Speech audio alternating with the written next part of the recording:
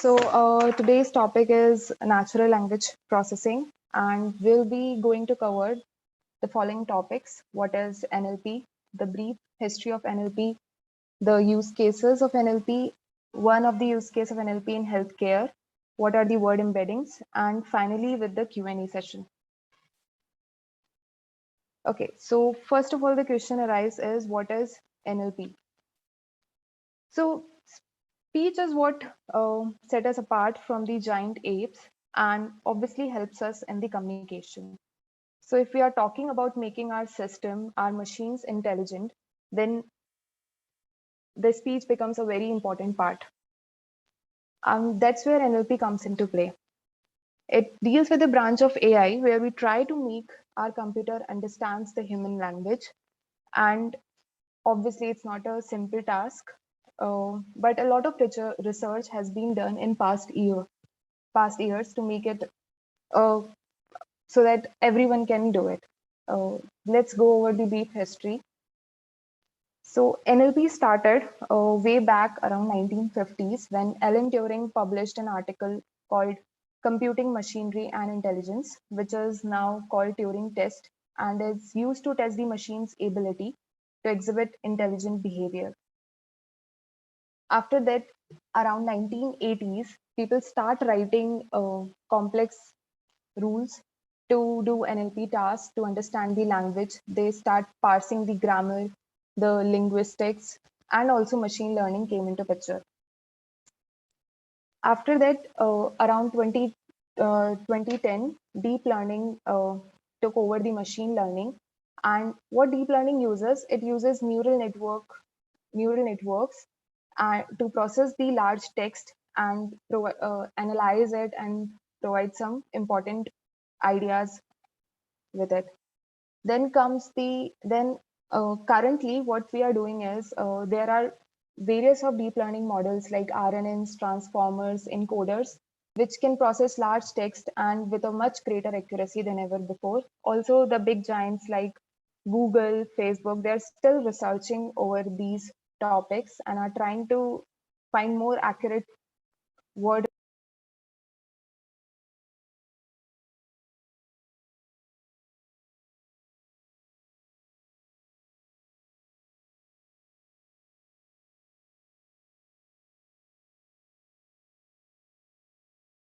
is the sentiment analysis. So what do you mean by sentiment analysis? So it's basically so we can see the sentiment analysis when we go through over the movie ratings, restaurant ratings. What NLP does here is it process all the reviews and provides them sentiments. For example, if we see a movie and we provide reviews around it, so it processes them and gives a rating system. Okay, if most of the reviews are good, then it goes towards a good movie. The rating is very high. So that's how sentiment analysis, it is everywhere. It is in the restaurant ratings, in the rap ratings, around everywhere. And next comes the NER. So NER means the named entity recognition. So what we are trying to do here is extract important words from the text. So let's think of a product complaint system. Okay, so there are many complaints that comes from customer around the product, and it's become very difficult to categorize them and pass on to a particular division so that it could be sorted out. So by doing NER, we extract important entities and we are able to find out, okay, which department that complaint is more targeted to, and we can send it to that department so that the process and what the action could be taken much faster. Next comes the text classification. So text classification simply means to categorize the things. What we can see in, for example, in many music applications like Spotify, we have these, we already have these categories like party music, sad music, and all that. So we don't have to waste our time in curating these those playlists. We can simply go there and could play around. Similarly, there are blogs, there are news that is being categorized according to the classification. So here also what NLP does is it finds the common words and tries to categorize the text. Next comes the autocorrect. So in autocorrect, that is something that we use every day.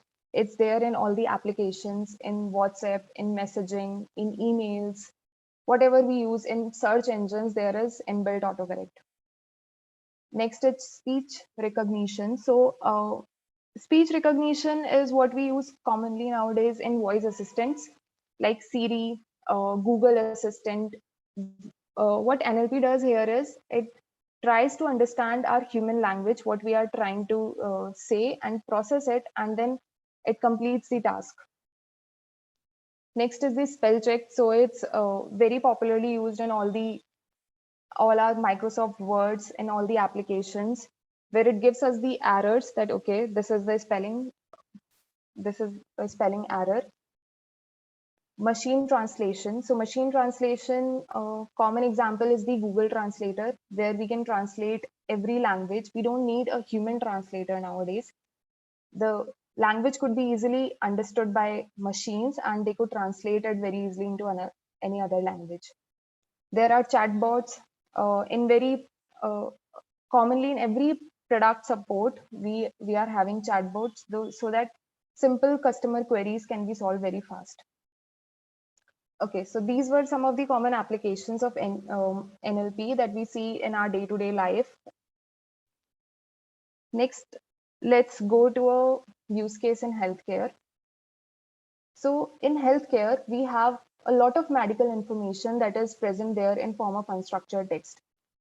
The patient feedbacks, the EHRs, the clinical records, all these are present there in unstructured text. And it's take a lot of manual labor to process those unstructured text and extract information from them. So what if we are able if a machine is able to convert those unstructured text into structured data, a lot of manual labor can be prevented. So in information extraction, broadly, we are trying to cover three things. We are trying to do three things. First is name entity recognition. Second is CoRef resolution. And third is relation extraction. We'll go over them by using an example, by seeing an example. So let's take an example. This is one of the report that is received from a patient. So what it says is that the patient took a medicine and it experienced an adverse event after taking that medicines. And it gives us some dosages of the medicines and the disease for which the medicine was taken and what was the outcome of the event then.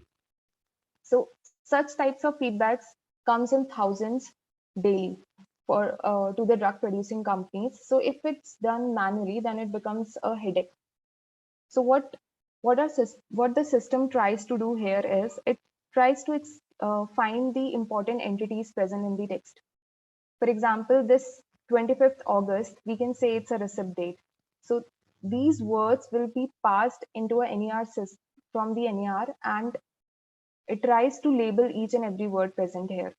So after extracting important entities, we now know that, okay, this is the receipt date, this is a reporter, this is patient age, this is gender, and so on.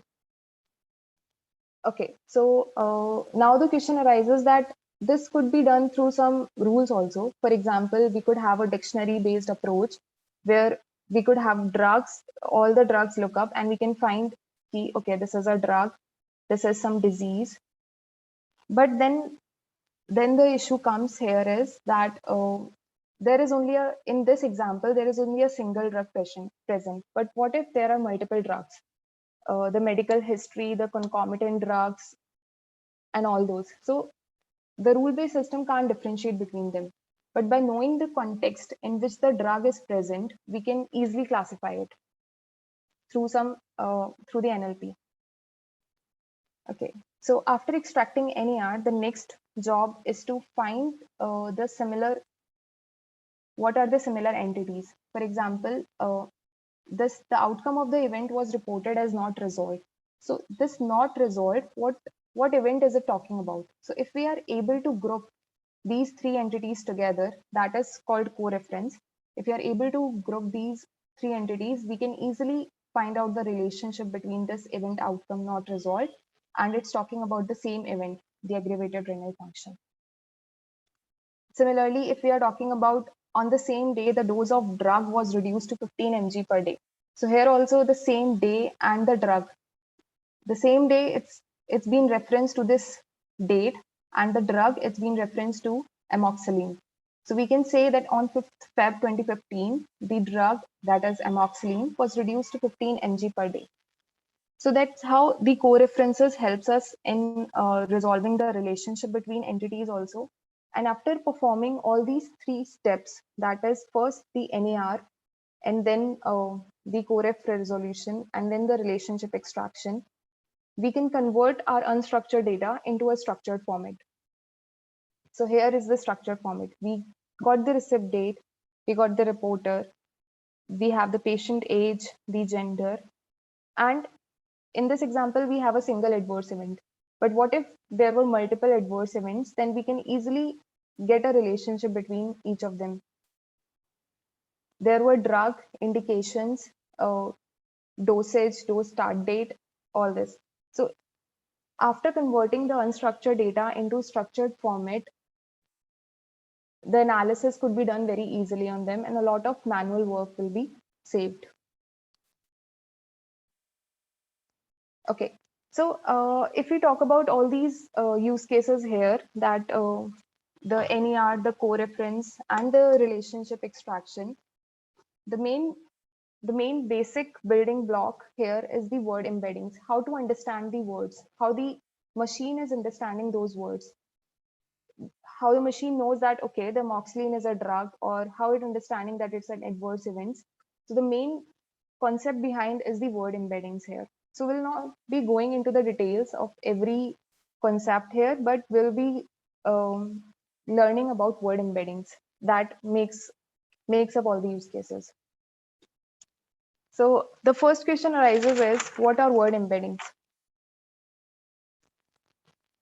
So NLP is what it's a text. In all the languages, there are around 65,000 languages in the world. So it's not easy for a machine to understand all these languages. So we need to come up with a standard approach so that our machine could understand everything. Up now, all the models, and we know that our computer works only on numeric data. So what we are trying to do here is we are trying to map every word to a numeric value so that we can further process it. Those numeric values or those vectors are known as word embeddings. There are various ways in which we can convert a vector word into its numeric value, or we can say a vector form. So this is just an example. For example, if we see a word in a vector space, then we can easily learn the relationship between different words. For example, as a human, I know that king and queen is related as to man and woman, but how does machine learns it? After converting the king and queen and every word into a vector, it can easily find the distance between it, and it can know, okay, so the distance between king and queen is equal to the man and woman. So that's how the machine learns the relationship between different words.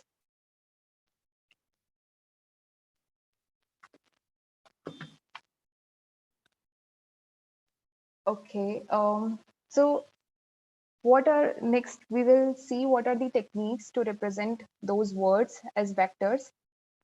So basically, we have two techniques. First is the frequency-based embeddings, and the second is the prediction-based embeddings. Frequency-based embeddings, as the word suggests, that it's talking about the frequency of the words that is present in the text, how many times the word has appeared. And in the prediction-based embeddings, we are trying to predict the word. So in frequency-based embeddings, there are no machine learning algorithms as such, or we are not trying to perform any deep learning task here. But in prediction-based embeddings, we use deep learning algorithms to predict the words. There are two methods in frequency-based embeddings. These are count vectors and TF-IDF.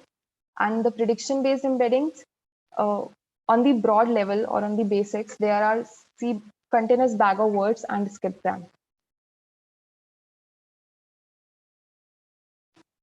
Okay. So do anyone has any questions till then?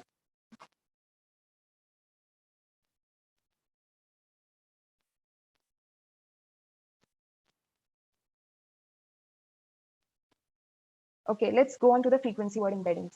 First is the count vectors. So what are count vectors? As the name suggests, that we are creating vectors by counting the words that is present in the text. For example, if we have a document of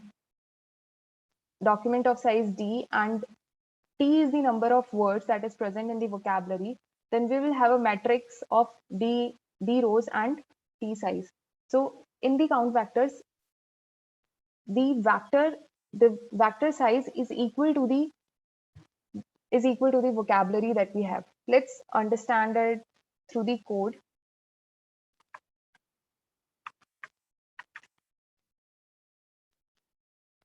Okay, so let's take this example of 5 sentences. He is playing in the field. He is running around with his friends. They are playing football. It started raining while they were playing. They stopped playing football and are now playing Ludo. So this is a just common 5 sentences.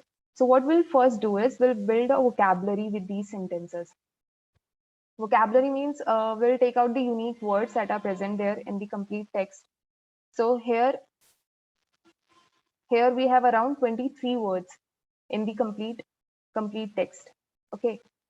For every sentence, there will be an embedding of size 23. And we will try to find out how many times every word in the vocabulary is coming in that sentence. So if we see he, it's coming 1 time in the sentence. It's coming 0 times. So if we create a count vectors of these sentences from the vocabulary, it will be an array. It will be a vector of size 23. Okay. So first, each value of the vector will represent the count of the words that is present in this sentence. For example, he is coming 1 time, so it's the value is 1, then it running with, and these are all 0. So that's how count vectors are there. But the problem here is the most frequent words. For example, it's a very small sentence, but what if we have a large text, we have a large document? So the most frequent words like he, is, the, will have a more frequency, and they will dominate basically the vector embedding of that text, and will not be able to learn a correct representation of the text from the count vectors. So now we come on the TF-IDF vectors. So to compensate the count vectors, we have this inverse document frequency here.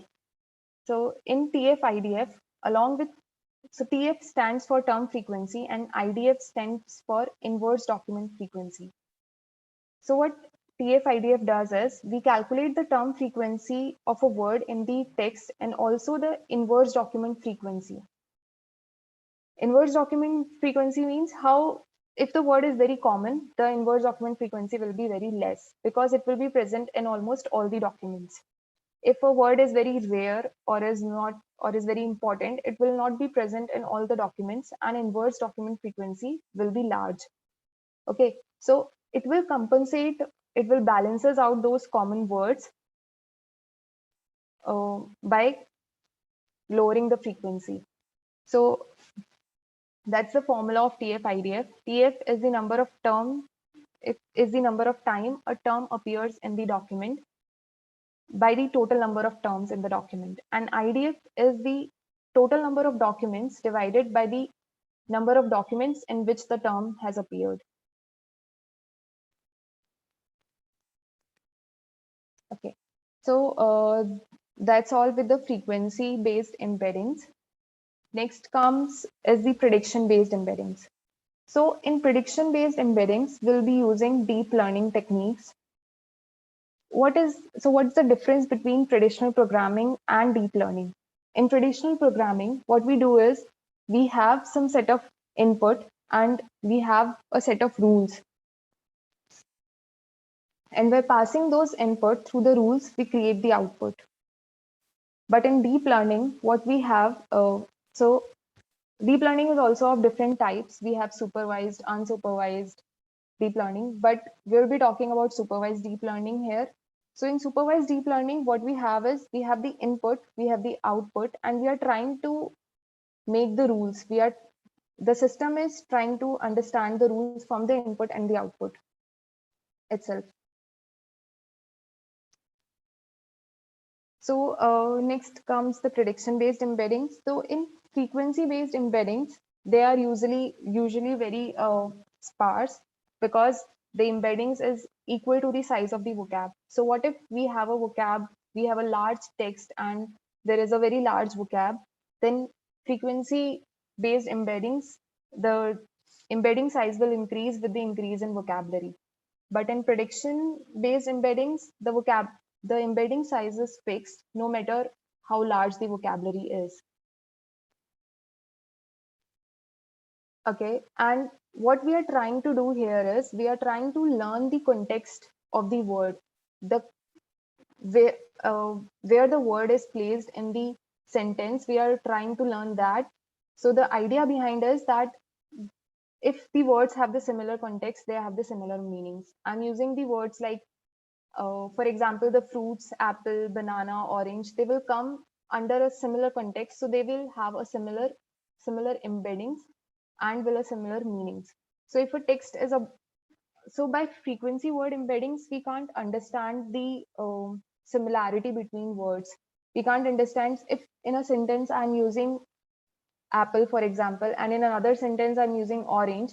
So for frequency based embeddings, both embeddings will be very different. But by using prediction based embeddings, we know that those words are very similar. They will have very similar meanings. So their embeddings will be very similar. Okay, it's talking about the same thing. So obviously in frequency based embeddings, the vector size increases as the size of the vocabulary increases, which is not very feasible in large corpus. And also it doesn't consider the similarity between words. Each for example, in this sentence, good and nice, it's different words, but they have similar meanings. But the frequency based embeddings can't learn these things. But in prediction based embeddings, this could be learned through deep learning models.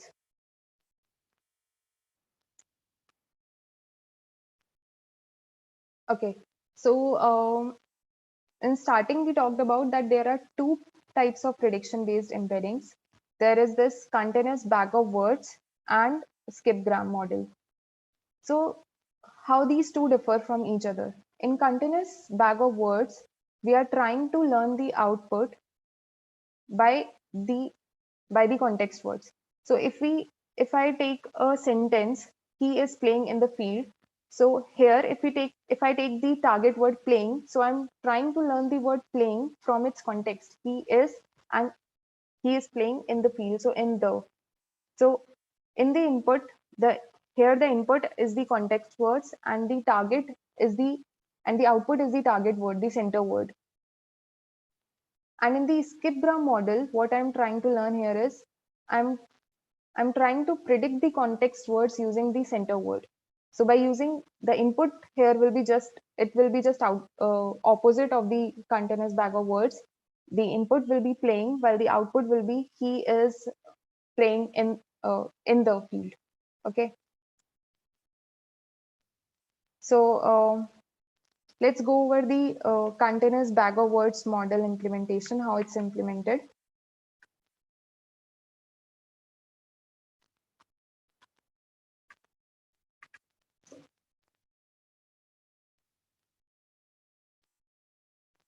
Okay, so continuous bag of words. So basic steps that involves here is first we'll build the vocabulary, that what we have done here in the frequency also.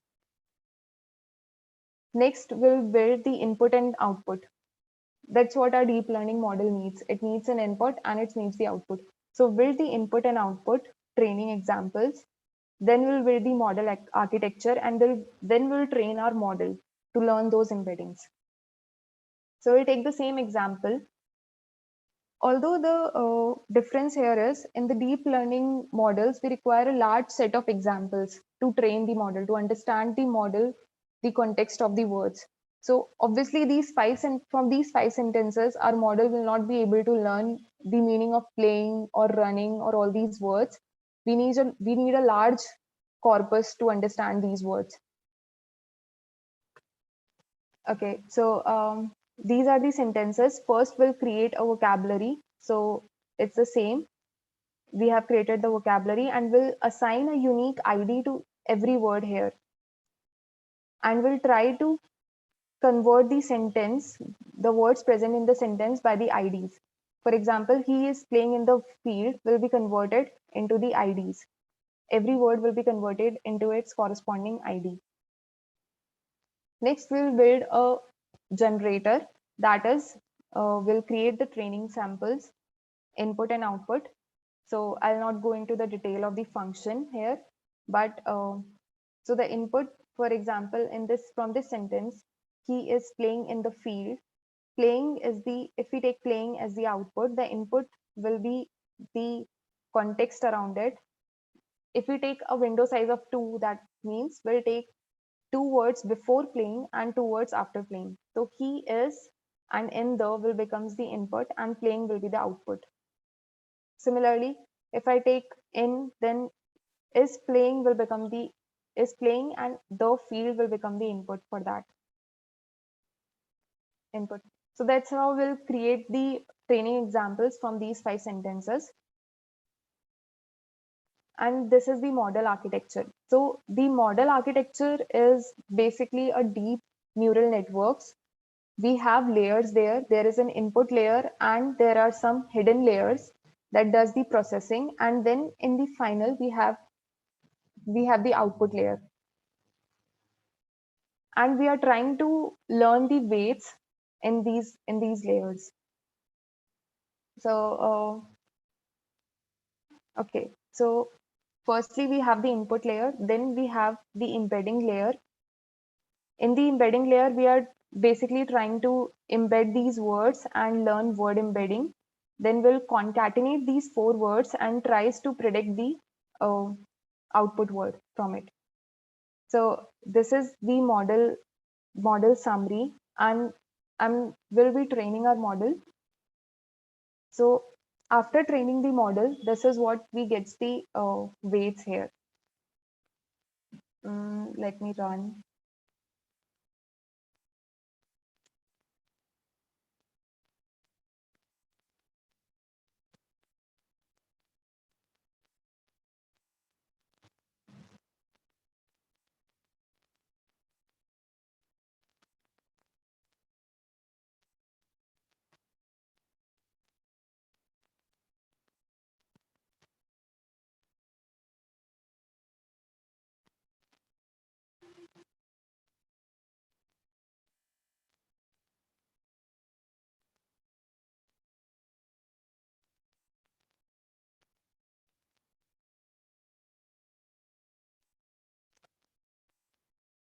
Usually we need a lot more epochs to train the model, but we'll be just running for 5 epochs. And after we have learned, our model has learned the layers and the word embeddings, we can use it to predict the word embeddings of the word that it has learned. For example, it will be represented, and so this vector size initially we can give a embedding size here that is 100. It will not be equal to the vocabulary size that was there in the frequency based embeddings. This embedding size will be fixed no matter how large the text, the corpus is. It will be same every time. So now we have learned the word embeddings of every word here. Let me show you some of the word embeddings. So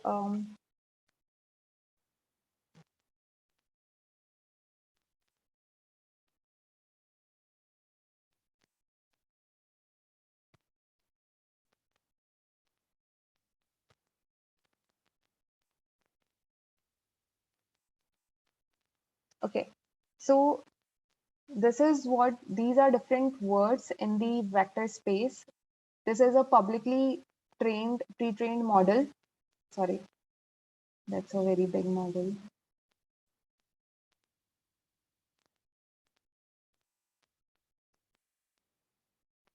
Okay, so this is the dimensions are 200. That means it has around the vector size is 200 here of every word. Okay, and if I search, for example, any word here, for example, I search for silver, so it will give me all the words that are similar to that word. Okay, isolate the points, so we can see that okay, mercury and all these metals have very similar word embeddings, and they are placed close to that close to silver in the vector space. Similarly, we can search for any other word also, and so we can say that by using prediction based embeddings, the words can be mapped in their vector space, and we can easily learn the similarity between them. All these metals are very close to each other, so they are very similar because they are being used in the same context in the text. These all are trained on, I think, Wikipedia data.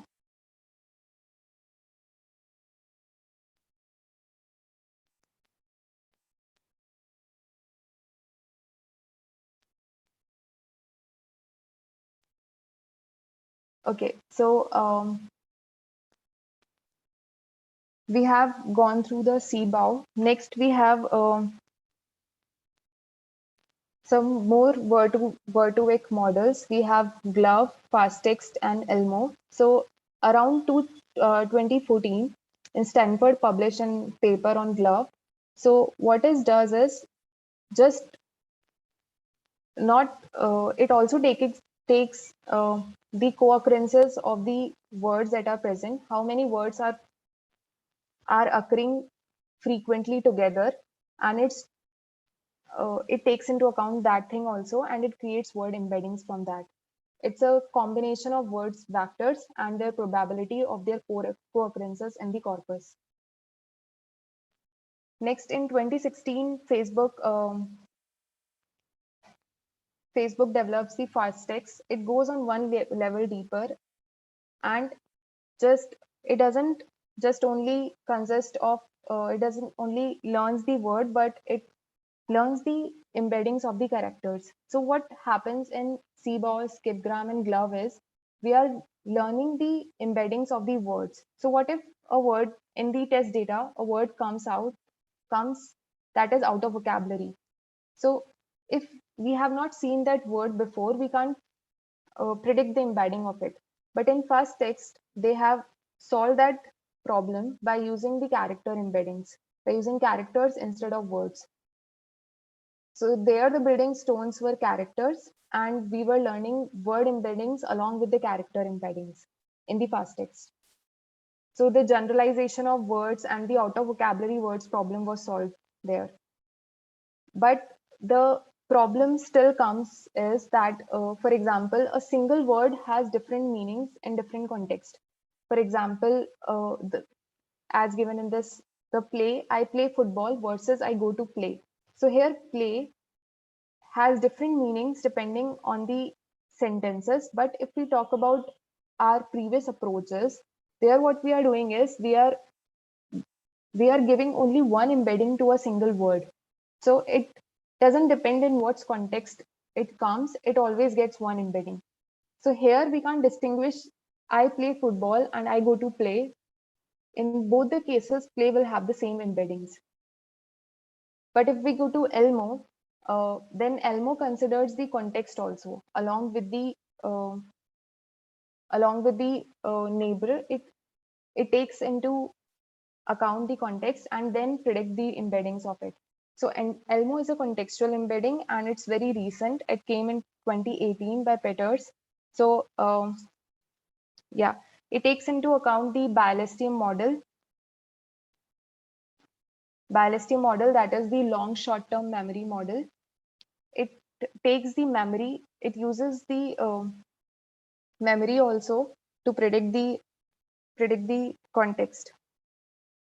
Okay, that's all. If anyone has any questions.